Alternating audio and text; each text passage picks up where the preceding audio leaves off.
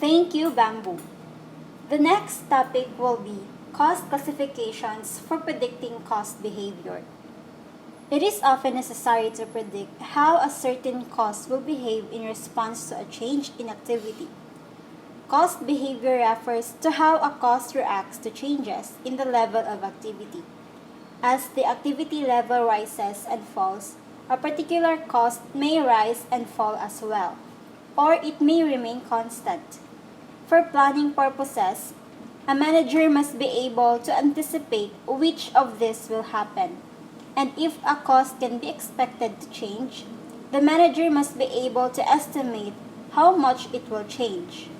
To help make such distinctions, costs are often categorized as variable, fixed, or mixed. The relative proportion of each type of cost in an organization is known as its cost structure. For example, an organization might have many fixed costs but few variable or mixed costs. Alternatively, it might have many variable costs but few fixed or mixed costs. What is variable cost? A variable cost varies in total in direct proportion to changes in the level of activities. Common examples are cost of goods sold for a merchandising company, direct materials, direct labor, variable elements of manufacturing overhead such as indirect materials, supplies, power, and variable elements of selling and administrative expenses such as commissions and shipping costs. For a cost to be variable, it must be variable with respect to something. That something is its activity base. An activity base is a measure of whatever causes the incurrence of a variable cost. An activity base is sometimes referred to as a cost driver. Some of the most common activity bases are direct labor hours, machine hours, units produced, and units sold. Other examples of activity bases include the number of miles driven by salespersons, the number of pounds of laundry cleaned by a hotel, the number of calls handled by technical support staff at a software company, and the number of beds occupied in a hospital. Fixed cost.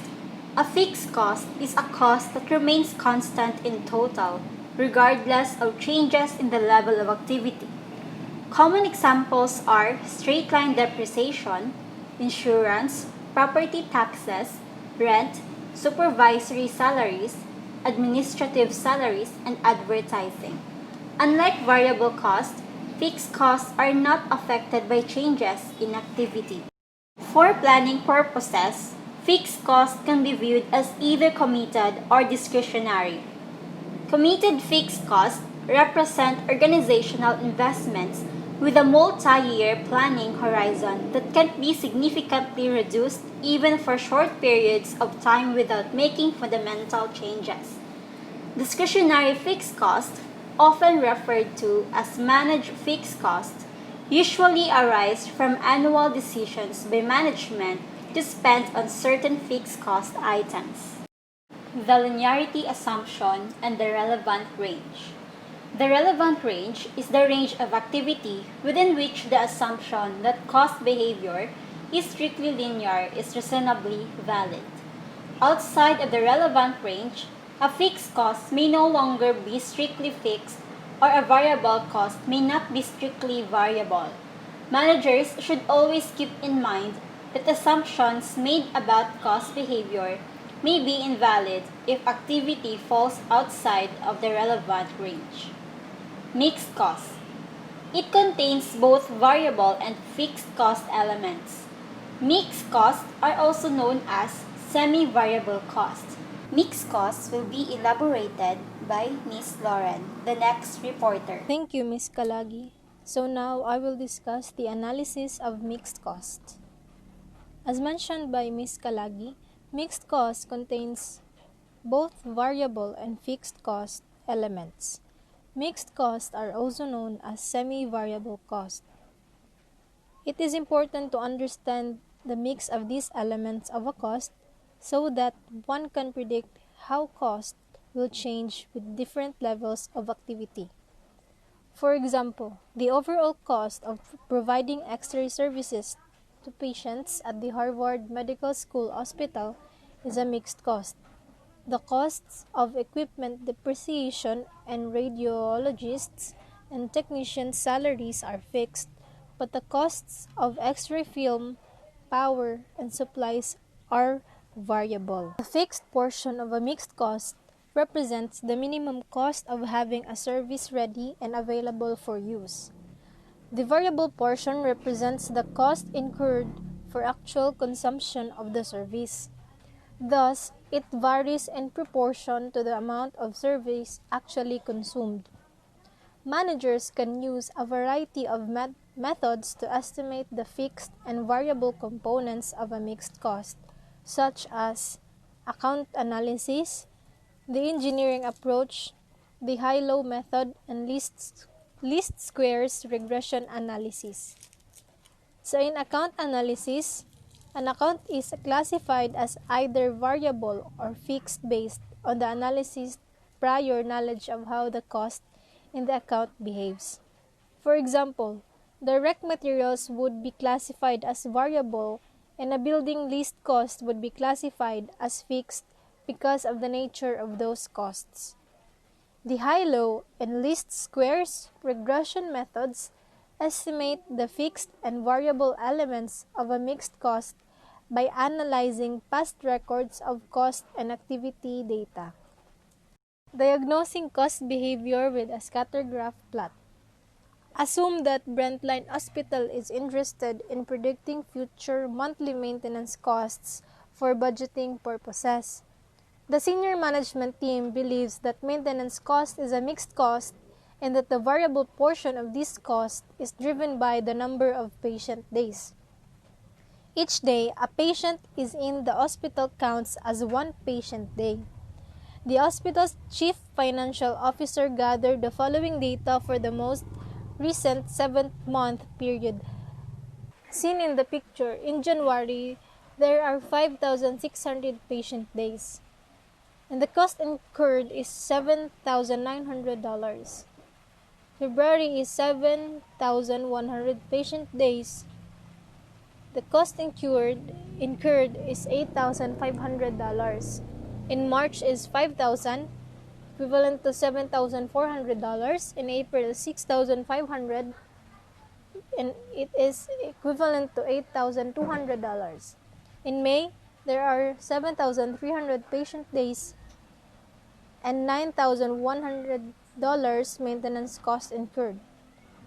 In June is 8,000 patient days and $9,800 maintenance cost incurred. In July, 6,200 patient days and $7,800 in maintenance cost incurred. The high-low method. The high-low method is based on the rise over run formula for the slope of a straight line. Consequently, the following formula can be used to estimate the variable cost. So the variable cost is equal to the slope of the line is equal to the rise over run equals to y sub 2 minus y sub 1 over x sub 2 minus x sub 1. To analyze mixed costs with the high-low method, begin by identifying the period with the lowest level of activity and the period with the highest level of activity.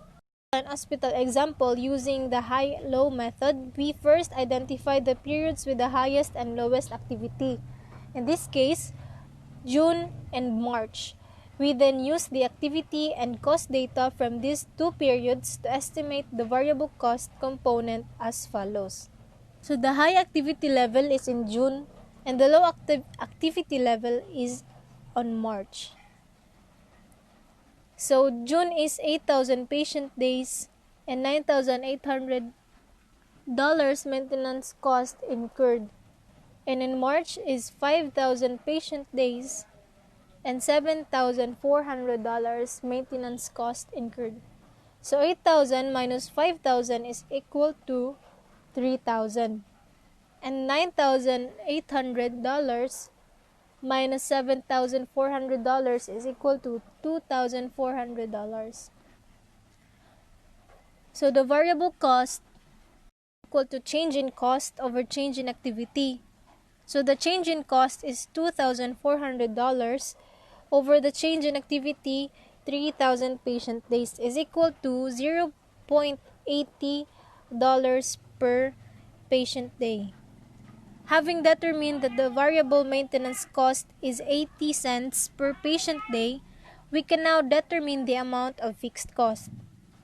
This is done by taking the total cost at either the high or the low activity level and deducting the variable cost element. In computing below, total cost at the high activity level is used in computing the fixed cost element. So fixed cost element is equal to the total cost minus variable cost element. So the total cost would be $9,800 minus the 80 cents per patient day times 8,000 patient days. So the total would be $3,400. Both the variable and fixed cost elements have now been isolated. The cost of maintenance can be expressed as $3,400 per month plus 80 cents per patient day, or as y is equal to $3,400 plus 80 cents. The y is the total cost maintenance and the x is the total patient days. The data used in this illustration are shown graphically in Exhibit 2.7. Notice that a straight line has been drawn through the points corresponding to the low and high levels of activity. In essence, that is what the high-low method does. It draws a straight line through those 2 points.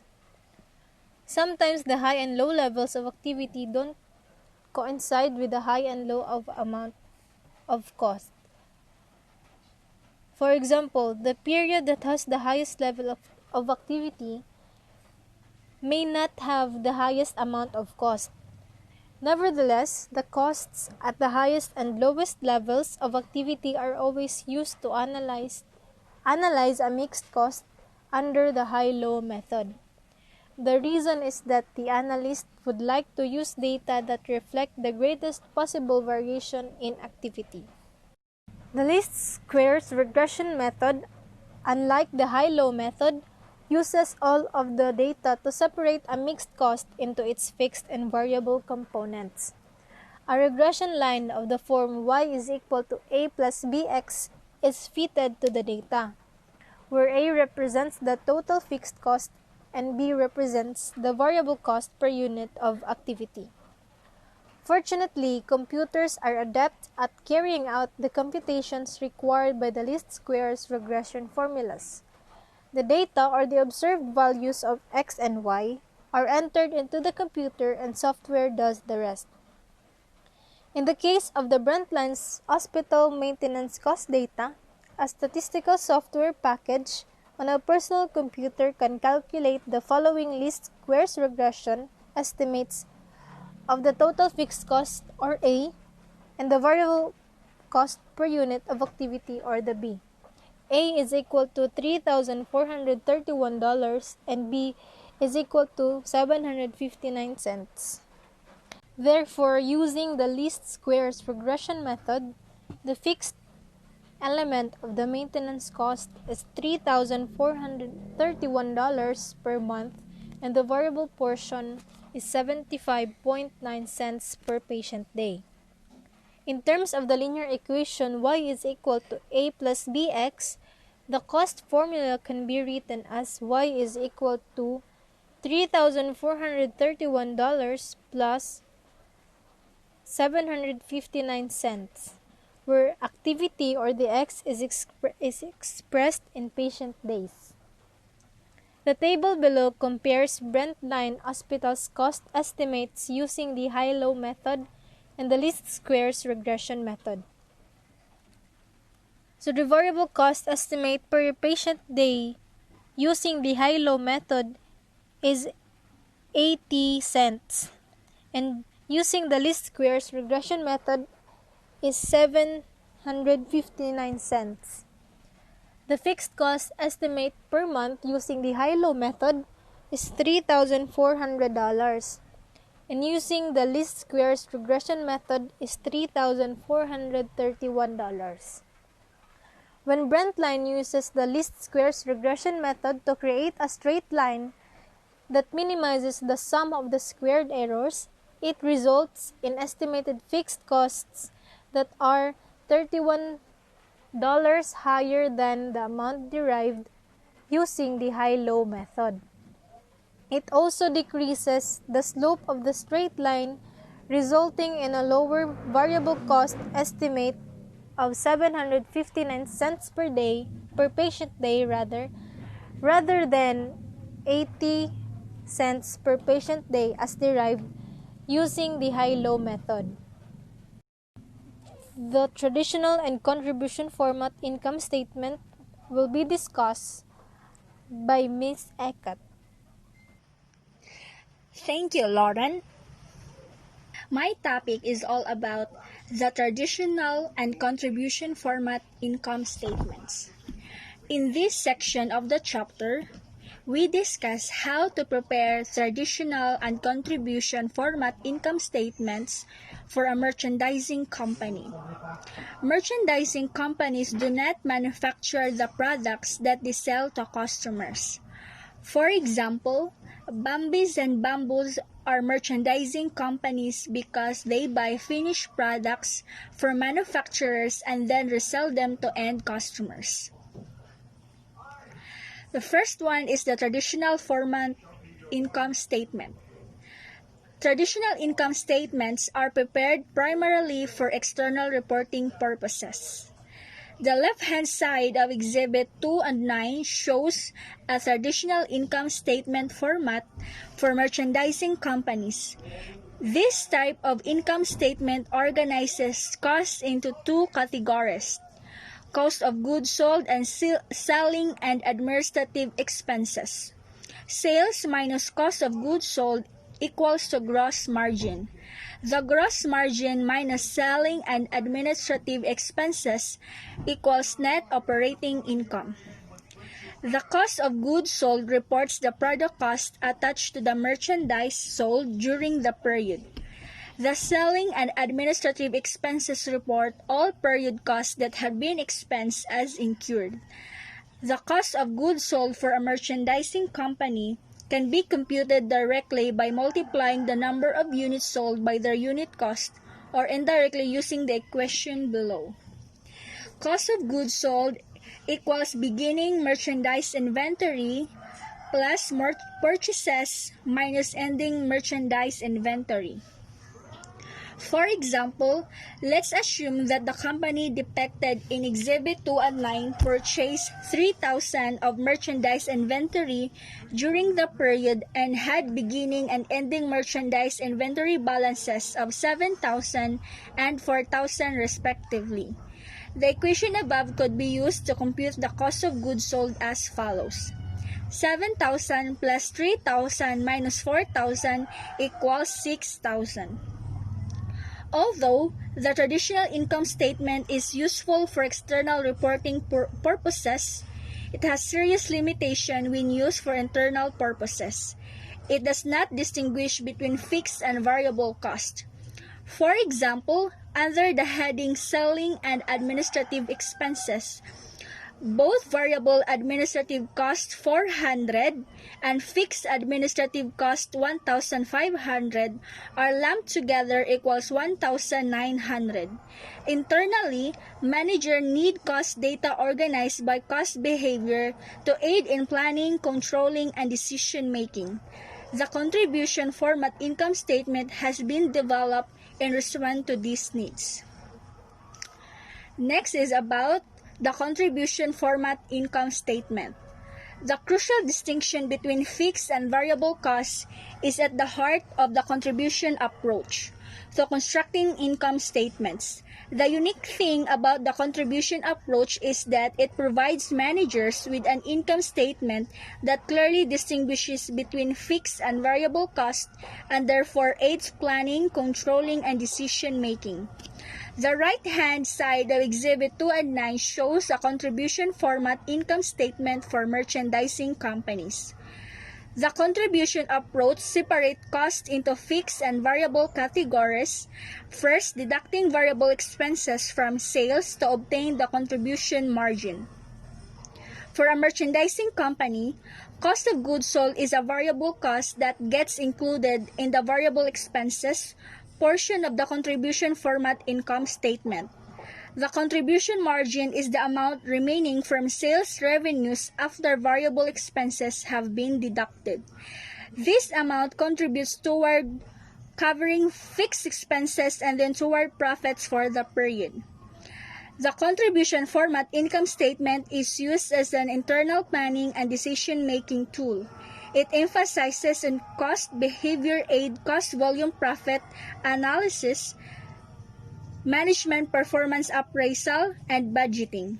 Moreover, the contribution approach helps managers organize data pertinent to numerous decisions such as product line analysis, pricing, use of scarce resources, and make or buy analysis. All of these topics are covered in the later chapters. Deji will report the next topic.